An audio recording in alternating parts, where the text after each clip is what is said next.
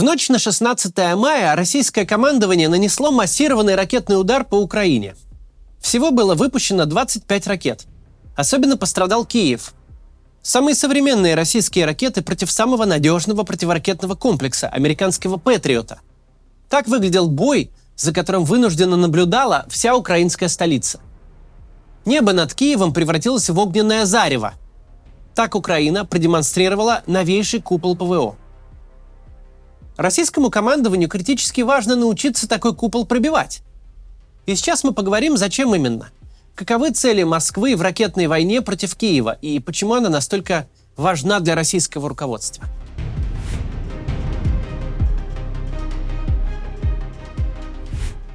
Все началось осенью прошлого года. Тогда российское командование решило уничтожить вообще всю энергетику Украины. Пропагандисты рисовали смачную для российского руководства картинку. Вот как остановятся в Украине все заводы, как пропадет в домах зимой свет, вода и тепло, как отбросим Украину в 19 век, тогда-то украинцы и заставят Зеленского пойти на переговоры с Путиным. В реальности, естественно, получилось иначе. Стоило только миру увидеть, как российские ракеты лишают отопления и света мирных жителей, как прерывают работу всей гражданской и социальной инфраструктуры, от больниц до детских садиков. Стоило миру увидеть, что огромной европейской стране грозит полный блэкаут, западные союзники отправили в Украину генераторы, запчасти и системы ПВО. Спустя полгода таких ракетных атак запасы России ощутимо истощились, а Украина усилила свое ПВО, подлатала свою энергосистему и теперь даже продает электричество в Европу.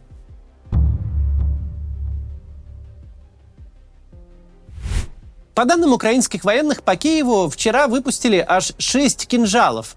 Это очень редкая гиперзвуковая ракета, которую сами ВСУ считали практически неубиваемой и недосягаемой для собственного ПВО. Но есть у кинжала свои особенности, которые важно четко понимать. Во-первых, кинжалов на вооружении российской армии мало. До мая, по данным ВСУ, у России их было порядка 80 штук. Во-вторых, производство такой ракеты невероятно дорогое и не менее долгое. «Кинжал» развивает такую скорость, что зенитный ракетный комплекс С-300, основа противовоздушного щита Украины, способен обнаружить ракету только в тот момент, когда уже не успевает ее сбить. Не нужно быть семи пядей во лбу, чтобы понимать, если и стоит куда-то пускать такой ценный боеприпас, то только по стратегически важным целям. И вот после ударов беспилотников по Кремлю российское командование запустило один кинжал на Киев прямо 9 мая.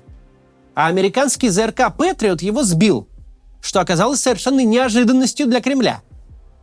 С этого момента «Патриот», как самый передовой зенитно-ракетный комплекс в системе украинского ПВО, стал приоритетной целью для российских ракетчиков.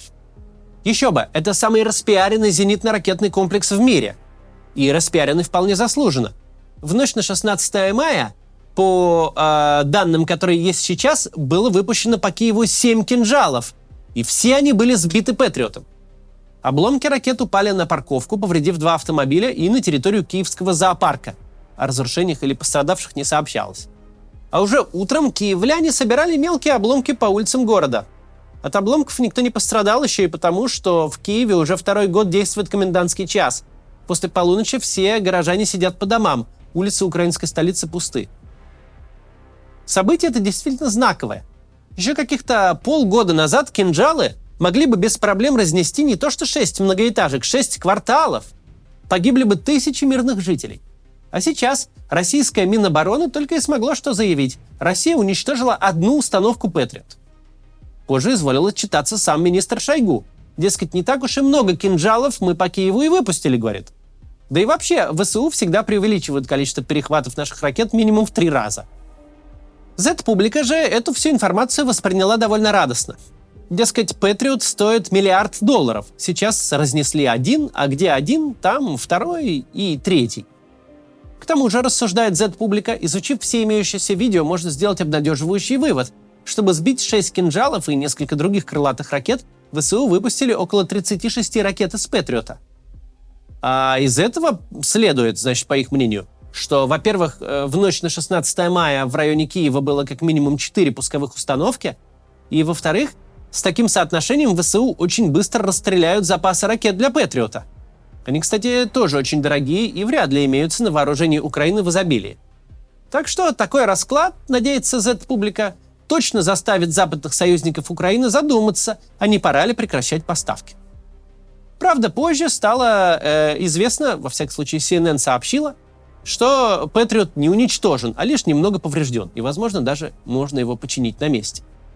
До этого мы оценили ситуацию глазами Z-публики. Теперь рассмотрим обстановку с другой стороны, со стороны действительности. Так вот, в действительности 6 сбитых кинжалов на 36 противоракет – это совсем не удручающая статистика. Дело в том, что все остальные-то российские ракеты ВСУ сбивали и без Патриота. К тому же мы увидели изнанку российского мифа о несбиваемом кинжале. Да, для украинской С-300 он оказался не по зубам, но напомню, что это комплекс 60-х еще годов. А вот Патриот справился с ракетой на ура, хотя на самом деле он тоже далеко не последний писк моды, это разработка 80-х. Просто Патриот — это настолько технологически совершенный продукт, что до сих пор не потерял актуальность. Кроме того, российский кинжал гиперзвуковой ракетой можно назвать с большой оговоркой. Значит, чтобы сбить такую ракету, нужно иметь плюс-минус современные локаторы, которые способны засечь ее и в считанные секунды просчитать траекторию и успеть выпустить несколько противоракет. И да, сбивать приходится в километре или даже в сотнях метрах над любым украинским городом. Но купол все же над ним будет.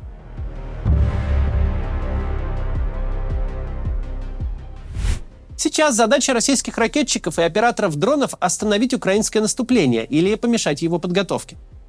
Безусловно, главный козырь России – боевая авиация. Россия имеет в несколько раз больше авиатехники, чем Украина, но из-за высокой плотности и результативности украинского ПВО не может использовать это решающее преимущество. Вскоре после Первой мировой войны в истории военных конфликтов была сформулирована одна аксиома. Тот, кто контролирует небо над театром боевых действий, скорее всего, победит. Но нынешняя война имеет одну особенность. Она идет без неба. В самом начале вторжения российские пилоты пробовали летать над Украиной и громить ее военные колонны или высаживать десанты. Но ВКС России в ходе воздушных боев и в результате работы ПВО понесли такие потери, что с тех пор не выдвигаются дальше прифронтовой и приграничной зоны. Стреляют издалека и не очень точно. А боевые действия ведутся силами исключительно сухопутных армий, как в Первую мировую. Сейчас даже самым яростным Z-активистам ясно, что война катится к проигрышу. Зимнее российское наступление закончилось провалом. ВСУ постепенно отбивают атаки, освобождают оккупированные территории. Но некоторые российские военные эксперты считают, что еще не все потеряно. Мол, всего-то и надо подавить украинское ПВО, а потом завести боевую авиацию в украинское небо. И вот тогда, дескать, можно переломить ход войны, навязать Киеву переговоры и даже разгромить ВСУ. Осталось только подумать, чем разгромить украинскую ПВО. Тут есть разные предложения. Кто-то советует работать сталинскими темпами, произвести 1000 ударных беспилотников в считанные месяцы. Другие предлагают создать своеобразный гибрид – аэроторпеду. То есть что-то вроде снаряда, только с пропеллерами. И всем этим зоопарком предполагается бить по Украине, перенасыщая ее ПВО. А под прикрытием беспилотников, мол, полетит уже и российская авиация. При этом Генштаб исходит из того, что имеется в наличии. В приграничных и прифронтовых районах российская авиация стала применять российское ноу-хау последних месяцев, так называемые планирующие авиабомбы. Самолет с закрепленной бомбой разгоняется до предельной скорости и, не доходя до зоны действия украинского ПВО, бомбу сбрасывает. Она имеет небольшие крылья и планирует от точки сброса на расстояние от 20 до 60 километров. Украинская прифронтовая ПВО пока не сильно справляется с такими снарядами, и под угрозой оказывается необходимая для будущей операции инфраструктура – склады с боеприпасами, места скопления техники, запасы горючего. Правда, точность таких бомб невысока. Если российские крылатые ракеты, даже которые наводятся буквально в каждой точке полета, постоянно попадают в жилые дома, то что говорить вот о таких планирующих бомбах, которые запускаются в цель чуть ли не на глазок. Ну и, конечно, российские военные до сих пор пробуют поразить цели в глубине Украины с помощью ракет и ударных дронов «Шахид». Приоритетные цели для них – это склады с западными боеприпасами. Ну тут логика предельно простая. Если разнести склад, где хранятся 1000 боеприпасов для БМП «Брэдли», Брэдли на фронт не поедут, пока западные союзники не пришлют новые боеприпасы. А что, если новая партия тоже будет уничтожена? Возможно, тогда союзники притормозят поставки, думает российское руководство. Вторая по значимости цель – стратегические хранилища нефтепродуктов, потому что без топлива боевая техника никуда не поедет. А еще не будем забывать скопление этой самой техники, а еще места скопления личного состава. В общем, стандартная военная цель. Украина сейчас переживает воздушные тревоги по 2-3 раза в неделю, а в прифронтовых районах чуть ли не каждый день. Мы видели, как российские дроны и ракеты поразили старые склады в Хмельницком и в Павлограде. Взрывы там были масштабные, это точно не гражданские объекты. Но в основном удар приходится по гражданской инфраструктуре и попадают по жилой застройке. Вот один из множества примеров. Вчера в Николаеве российский дрон поразил супермаркет. С разведкой у Кремля по-прежнему все плохо. Военные, похоже, до сих пор ориентируются по старым картам. Российские вооруженные силы по-прежнему стараются нащупать то место, где можно оборвать поставки западных вооружений Украине. И если на суше российская армия уже не способна организовать какую-то очень опасную для ВСУ стратегическую операцию, то в небе она еще не использовала весь свой потенциал. Вряд ли действия в воздухе будут принципиально отличаться от того, что уже натворила российская армия на земле. Похоже, украинским городам в ближайшее время придется чаще слышать звуки воздушных сирен, и, к сожалению, никто не может гарантировать, что не повторится трагедии, которые уже были в Умане и в Днепре. Мы записываем эти обзорные ролики про боевые действия, и как-то уже привычным стал совершенно безумный факт. Россия воюет с Украиной. Российская авиация используется, чтобы бомбить города соседней страны, куда еще недавно электричка из некоторых российских городов ходила, и по внутреннему паспорту можно было туда приехать. Эта война, что сухопутная, что ракетная и воздушная, позорная страница в истории нашей страны. И не потому, конечно, позорная, что у нас, как выяснилось, толком нет армии, а современное вооружение пригодно только для парадов. Но потому позорная, что сотни тысяч жизней по обе стороны границы были угроблены абсолютно ни за чем и ни за что. Вместо того, чтобы развивать человеческий капитал, делать нашу страну лучше для наших граждан, российское руководство решило захватить соседнее государство. А когда не вышло, решило разрушить его. Это безумие закончится только со сменой власти в России. Но украинцам станет существенно безопаснее после освобождения оккупированных территорий. И именно к этому продолжает готовиться сейчас ВСУ. До завтра.